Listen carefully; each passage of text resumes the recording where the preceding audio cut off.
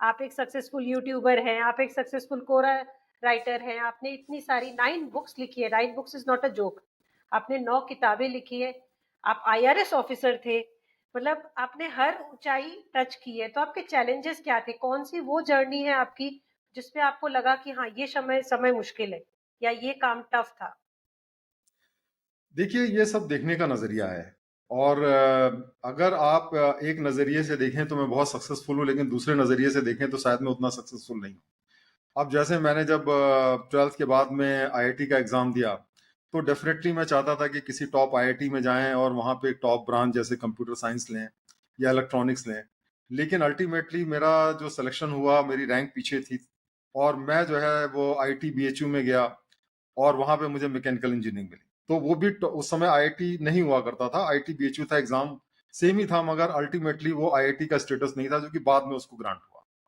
उसी तरीके से अगर आप सिविल सर्विसेज की बात करें तो नेचुरली जो भी आदमी सिविल सर्विसेज देता है वो सोचता है आईएएस बनेंगे और मैं फिर आईएएस में नहीं हुआ, आईआरएस में हुआ। तो वहां पर भी आप देख सकती हैं कि आप टॉप लेवल पे तो मैं नहीं पहुंचा। अगर आप कोरा की भी बात करें तो कोरा पे मैं अभी तो नंबर 6 पे हूँ और अभी जो है आप देखिए तो बालाजी विश्वनाथन नंबर 1 पे है, तो वहां पे भी मैं ये नहीं कह सकता कि मैं टॉप पे पहुंच गया। तो बुक्स का जहां तक सवाल है, हाँ ये बात सही है कि मैंने 9 किताबें लिखी हैं, लेकिन उसके बावजूद मेरी कोई ऐसी किताब नहीं है जिसको मैं कहूँ कि एकदम बेस्ट सेलर है। मतलब सारी किताबें मिला लीजिए तो 1 लाख के आसपास किताबें मेरी बिकी होंगी। लेकिन ऐसे ऐसे लोग हैं जिनकी एक एक किताबें जो हैं साहब वो 100 मिलियन बिकी हुई हैं। तो अगर उनके हिसाब से मैं अपने को कंपेयर करूं तो मेरे ख्याल से तो मेरी कामयाबी कुछ भी नहीं है। और यूट्यूब पे तो अभी हमारे इस चैनल पे जो है 10,000 सब्सक्राइबर हैं, जो तार्किक चिंतन मंच या क्रिटिकल थिंकिंग फोरम है। और अगर हम अपने अपनी जो हमारी पर्सनल जो यूट्यूब चैनल है उसकी बात करें, अवधेश सिंह, तो उस पे भी हमारे 50,000 ही फॉलोअर्स हैं और यहाँ तो मिलियंस और मिलियंस में फॉलोअर हैं। तो डिपेंड करता है कि आपका यार्डस्टिक क्या है। लेकिन देखिए मेरा ये सोचना है, जिसको कहते हैं कि कोशिश करने वालों की कभी हार नहीं होती है। हुँ, हुँ।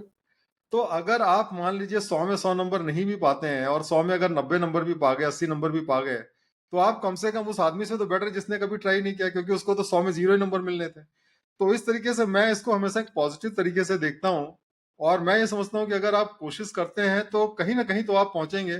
कम से कम जहां पे हैं उससे तो बेटर जगह पे पहुंचेंगे। और फिर आपको मेजर ये करना चाहिए कि आप कहाँ पहुंचे, बजाय इसके कि आप कहाँ पहुंचना चाहते थे वहां पे नहीं पहुंचे।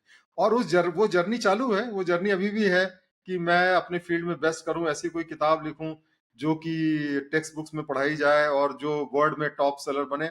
लेकिन अगर नहीं भी पहुंचता हूं कभी वहां पे, तो इस बात का तो सेटिस्फेक्शन रहेगा कि मैं जो कर सकता था उसमें मैंने कोई कसर नहीं छोड़ी, अपने तरीके से बेस्ट